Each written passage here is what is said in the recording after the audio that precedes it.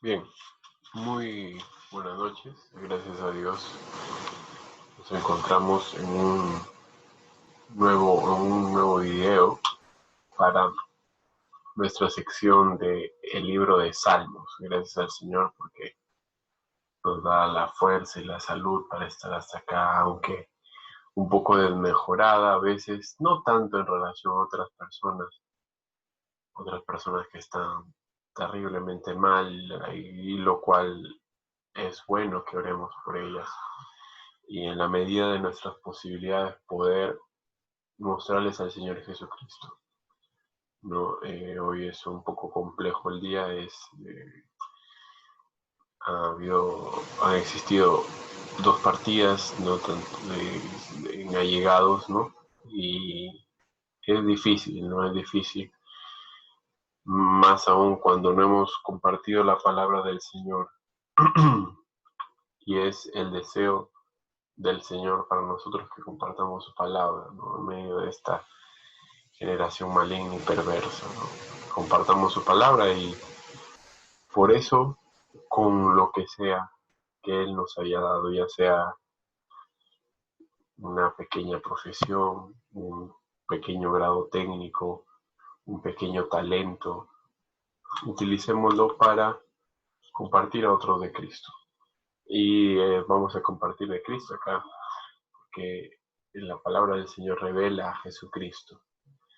Y vamos a tratar el tema del verso 8 del Salmo 3. Acabamos ya, gracias al Señor, el Salmo 3.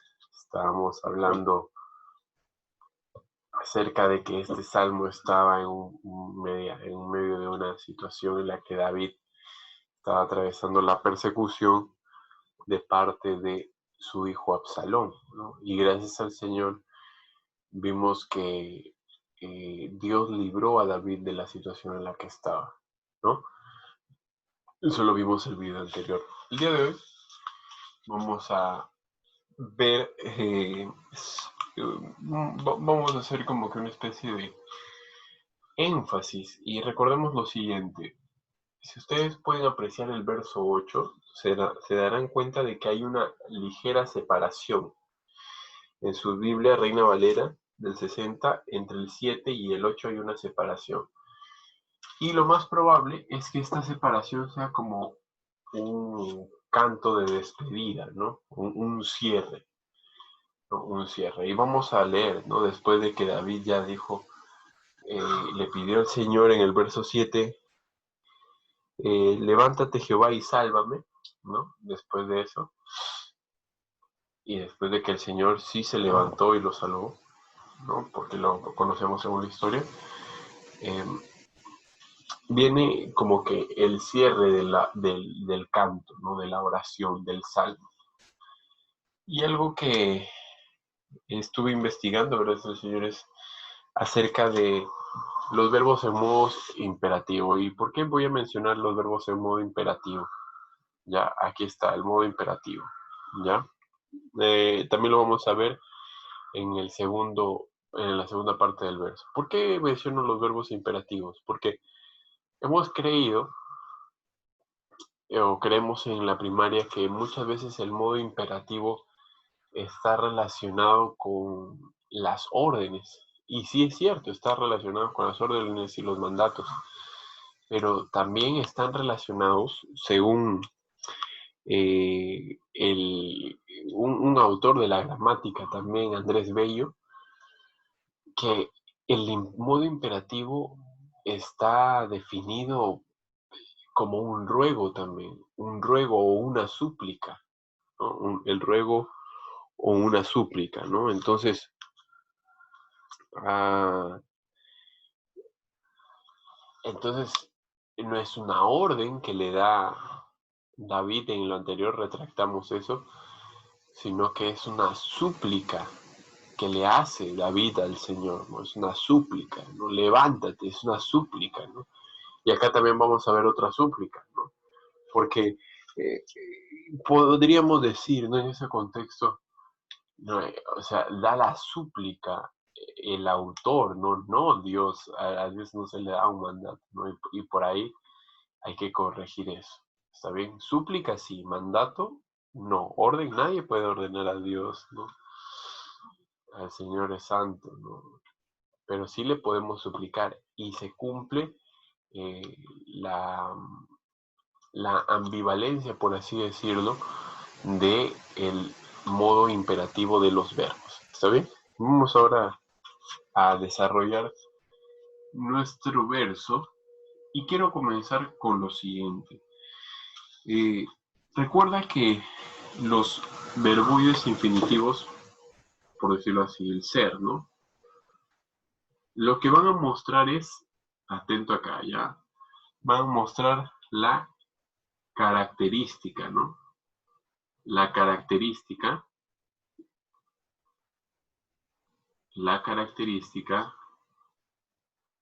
de del individuo, ¿no? Del sujeto. Muestran la característica del sujeto. Eso es lo que hace el verbo ser. Entonces, el verbo ser tenemos sus variaciones, ¿no? ¿no? Es la variación más conocida. Otra variación muy conocida, fue. ¿Ya? Entonces, recordar eso. Una cosa más que hay que tener en cuenta y que también dentro de la investigación, porque es bueno conocer el significado de cada una de las funciones acá, ¿no? Por ejemplo, la pregunta es, ya tengo el verbo es, ¿no? ¿Y qué más sé del verbo es, que proviene del verbo ser, porque aquí lo tengo? Podemos decir también que es un verbo copulativo. ¿Y qué significa que sea un verbo copulativo? Que necesita de otra palabra. Necesita de otra palabra para poder tener un sentido sintáctico, ¿no? Un sentido sintáctico. ¿Qué significa que tenga un sentido sintáctico? Que esté relacionada a la oración, ¿no? Que se pueda desarrollar sin problemas la oración. Ahora, no solamente es un verbo copulativo. Algunos autores, y era lo que iba a mencionar, van a hacer lo siguiente, ¿ya? Van a poner en el mismo nivel al elemento A y al elemento B. El elemento A y el elemento B serán iguales mediante el... A ver, ahí creo que se ve bien. Un momento, se ve un poco chueco. El elemento A y el elemento B se reconocen mediante el es. O sea, estos autores dicen que si es que yo tengo el es, ese es lo que hace es funcionar como un signo de igualdad, lo que me daría lo siguiente: A y B son iguales, ¿no? Podremos aplicar ese sentido en esta oración. A ver, intentemos. Primero, recordar que el verbo es el inicio del sintagma verbal. El verbo es un verbo de tercera, singular. Ella por el contexto, ¿no? La salvación. La salvación es, y al mismo tiempo es un ¿qué tipo de verbo? Un verbo copulativo, ¿no? Necesita un adicional. Ya, la salvación es de Jehová. Ahora, si aplicamos el primer comentario realizado por algunos gramáticos, algunos teóricos, podemos decir lo siguiente, ¿no? Que la salvación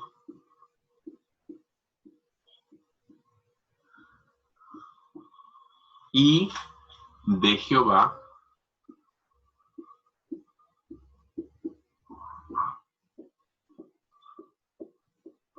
son ¿qué? La salvación y de Jehová son lo mismo. ¿Esto tiene sentido? Tiene sentido, ¿saben si qué? Si hacemos esto. Chao. ¿Ya? Y si ponemos esto de acá, ¿no? La salvación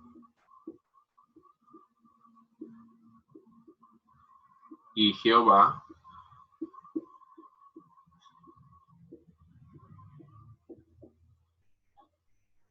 son lo mismo. ¿Bajo qué criterio estoy eliminando la preposición de? Es la pregunta, ¿no? ¿Bajo qué criterio? Porque si aplico el criterio A y B son iguales, recordemos, la D o el D aislado, ojo, aislado de la oración, no tiene, las preposiciones no tienen un significado, ¿ya?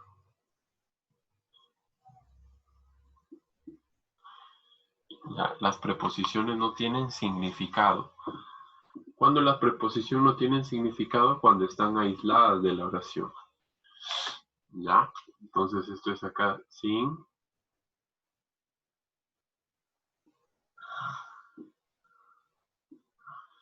significado.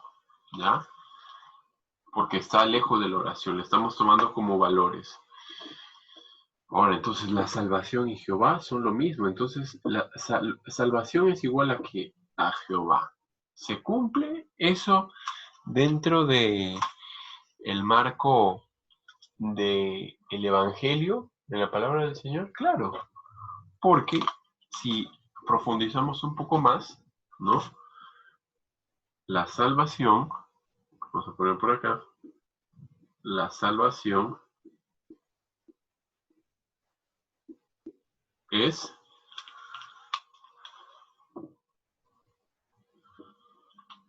¿quién?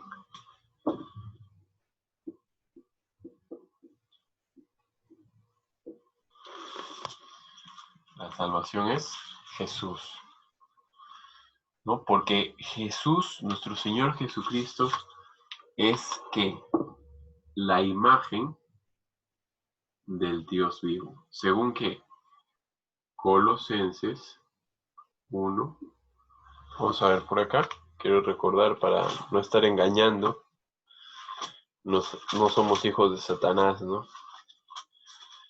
Y gracias al Señor tenemos la Biblia a la mano. A ver, perfecto. Colosenses 1:15. Pueden creer que ese verso no se sale de mi mente, ¿no? Él es la imagen del Dios invisible, ¿ah? Jesús. Entonces, la salvación es Jesús. La salvación es Jehová. La salvación es de Jehová. ¿Ya? Entonces, ¿qué es lo que David quiere mostrar al final? ¿No? Bajo este primer criterio. Bajo este primer criterio, aplicando la teoría de algunos expertos en gramática, es que no hay como diría, no recuerdo, pero lo dijeron uno de los discípulos, no sé si realmente fue Pablo. Sí, fue Pablo cuando hablaban, no recuerdo exactamente, fue con los griegos, ¿no? Que en ningún otro hay salvación, ¿no? Porque no hay otro nombre dado a los hombres en el que podamos ser salvos, ¿no? Espero estar seguro, si no estoy seguro ahí me corrigen, por favor, pero la frase es, en ningún otro hay salvación. Y reduciendo a la mínima expresión, David conocía que la salvación la otorgaba el Señor Jesucristo, que es Jehová. ¿Ya? Ahora, la salvación, y en estos contextos, diríamos, bueno, la salvación de lo que le está ocurriendo a David, pues, ¿no? Porque es lo más lógico, es el contexto. Pero noten en sus Biblias cómo es que hay una separación, ¿no?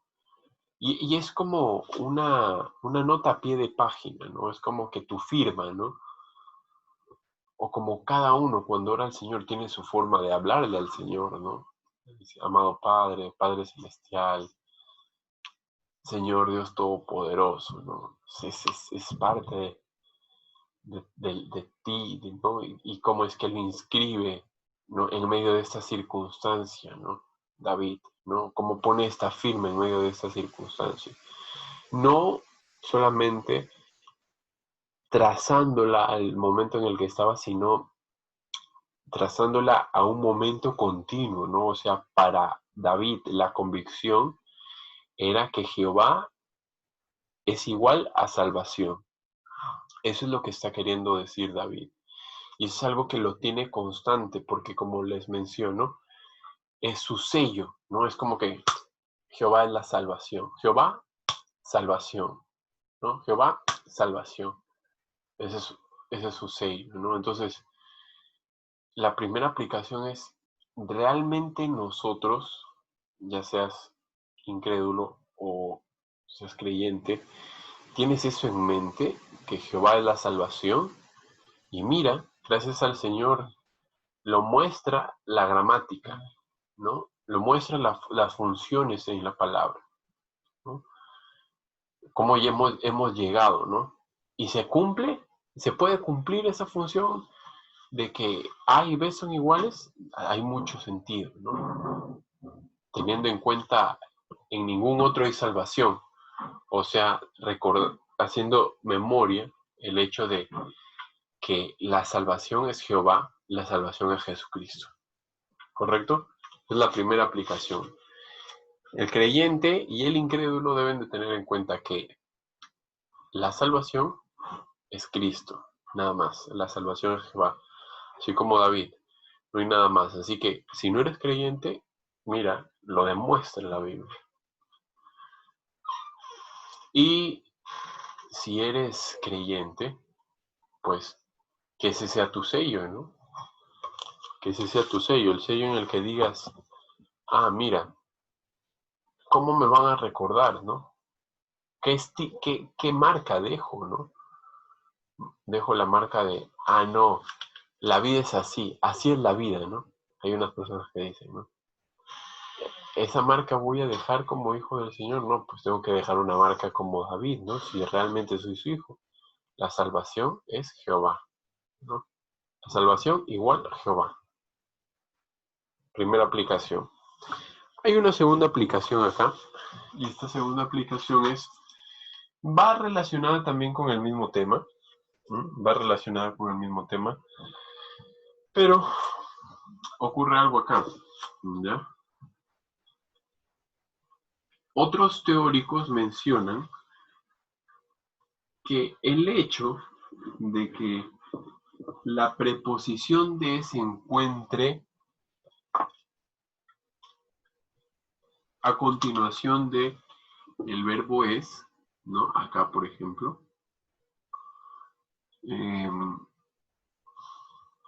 esto indica, ¿qué indica?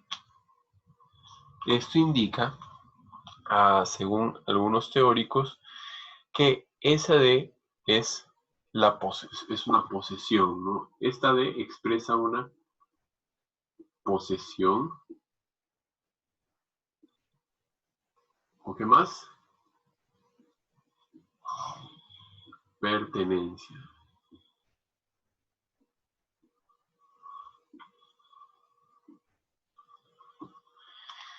Ahora, ¿se cumple? Si no quitamos la D, ¿se cumple o no se cumple? ¿Ah? ¿Qué piensan ustedes? Por los dos lados cumple, ¿no? Si le quitas la D, ¿por qué? ¿Por qué?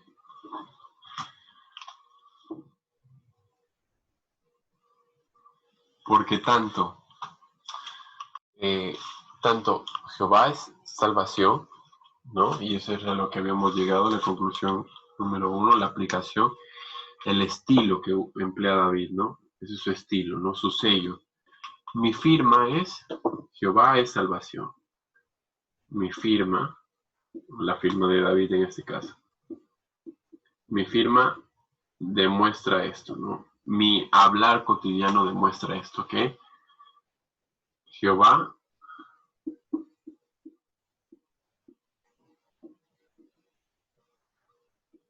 esto es salvación, ¿no?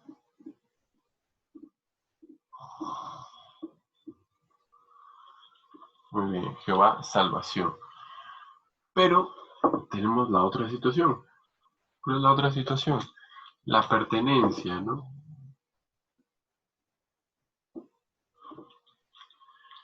Este de indica que la salvación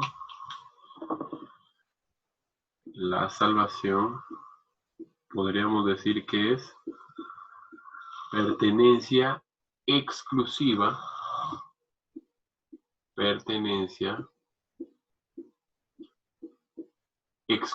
¿de quién?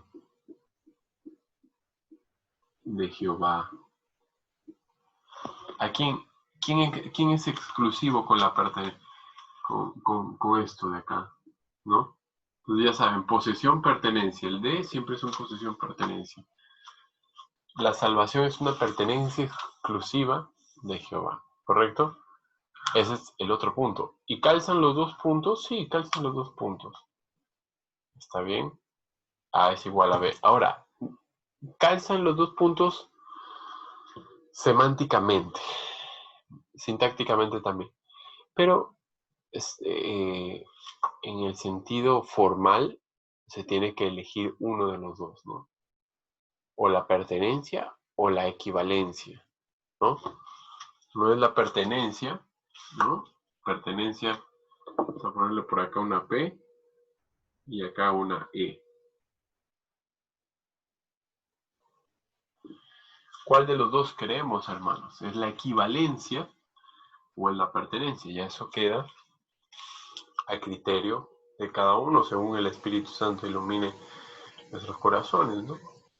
Equivalencia o pertenencia. Personalmente les digo los dos. Los dos. Pienso que los dos calzan. Así que yo me quedo con los dos. Pero ¿qué hemos aprendido acá? Equivalencia. Y cuando llevo el de en la preposición de posesión o pertenencia. ¿Está bien? Eso es lo que hemos aprendido desde el Señor. Ya, vamos ahora a continuar por acá. El primer criterio acá es, vamos a poner equivalencia, ¿ya? Este es un criterio. Equivalencia. Y el otro criterio, ¿cuál es? Pertenencia, ¿no? El que hemos visto acá.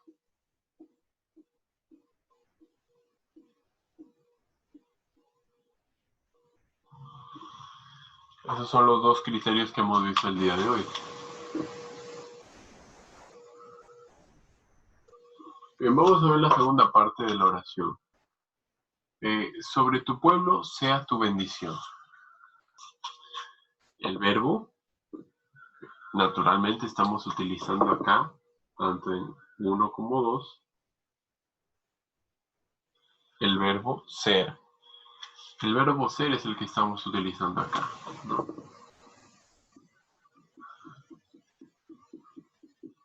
Y sus conjugaciones, ¿no? Vamos a poner el verbo ser.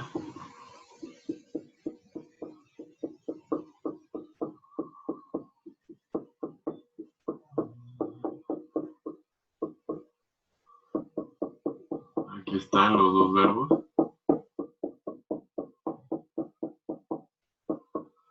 Ahí están los dos verbos, ¿ya? Es y sea. Sea que, sea algo. ¿Quién sea? Tú, ¿no? Y tú es segunda persona, singular, tú, ahí está, tu bendición, sintagma nominal. Ese es tu bendición, ese es el sintagma nominal. Sobre tu pueblo, el complemento circunstancial lo he puesto entre líneas, así como el de arriba, porque van ligados al predicado o el sintagma verbal. Hemos visto que el anterior era un complemento atributo, pero hemos visto dos criterios, equivalencia y pertenencia. Acá vamos a decir que esto no es el sujeto porque está comenzando con morfológicamente con una preposición y sintácticamente ninguna preposición puede asumir el rol de sujeto, ¿ya? O inicio de sujeto. Por lo tanto, el sujeto es tu bendición. Tu bendición en un lugar, ¿no? ¿En qué lugar? Esto es un lugar, ¿no? Esto es un lugar.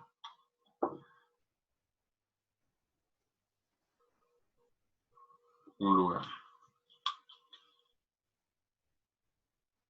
Si lo leemos adecuadamente, podría ser de esta manera.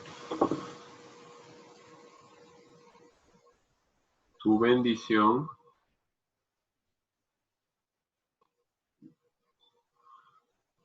sea sobre tu pueblo.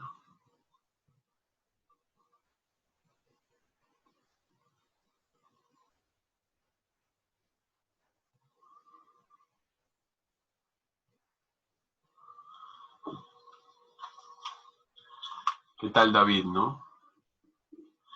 Incluso al final de su salmo, después de toda esta situación de dificultad, él dice, tu bendición sea sobre tu pueblo, ¿no? Ni siquiera está diciendo, ya, los que se fueron con Absalón, quítalos, Señor, ¿no? Sino dices, tu bendición sea sobre tu pueblo. Y aquí es en lo que nos tenemos que detener. Tu bendición sea en este lugar, sobre tu pueblo. Y este sea, y aquí viene lo interesante, este sea es un verbo en modo imperativo. Verbo en modo imperativo. ¿Qué significa que este sea un verbo en modo imperativo? Ya hemos mencionado, ¿no? Hemos mencionado por acá. Que sea una orden o que sea un qué. Un ruego. De los dos, ¿con cuál nos quedamos? ¿Con orden o con ruego? Yo me quedo con qué? Con ruego. Ya, yo me quedo con ruego. Y es que ruego se aplica muy bien para este salmo. No es orden, es un ruego que hace David por la situación en la que está ocurriendo. ¿Ya? La aplicación acá. La aplicación acá. Ruega al Señor, ¿no? Ruega. Y no solamente ruega, ¿no? Ruega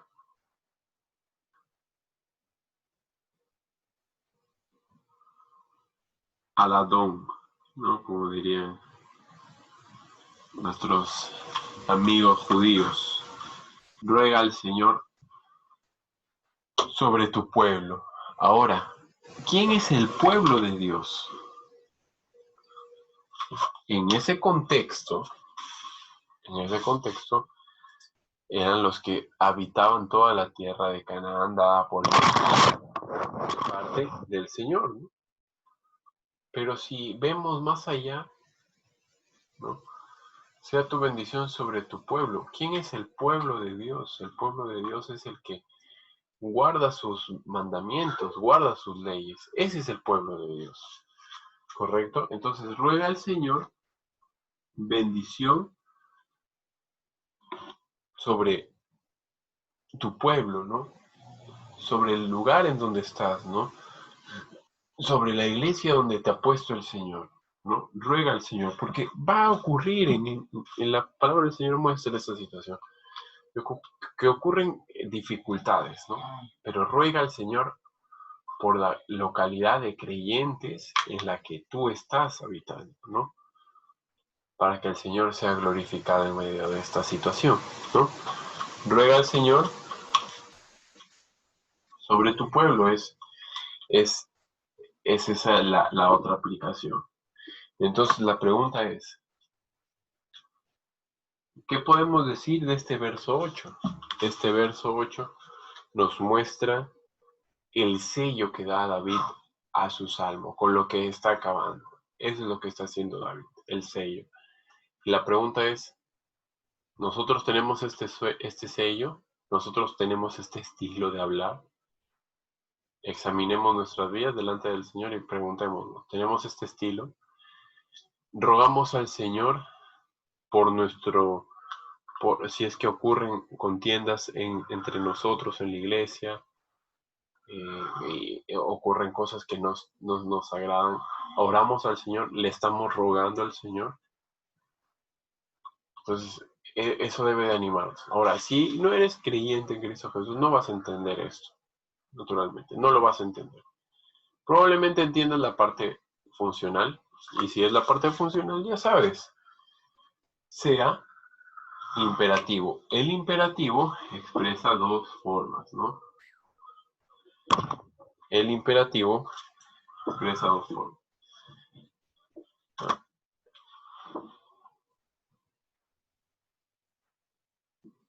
El imperativo expresa dos formas. ¿Dónde va a caer la bendición?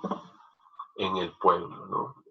Y ni siquiera pueblo podríamos decir que es un territorio, ¿no? Pueblo es el conjunto de personas, ¿no? O sea, sobre las personas que guardan tus mandamientos, Señor, sea tu bendición. Podríamos parafrasearlo de esa manera. Ya queda cada uno de nosotros. Entonces, y es un ruego, ¿no?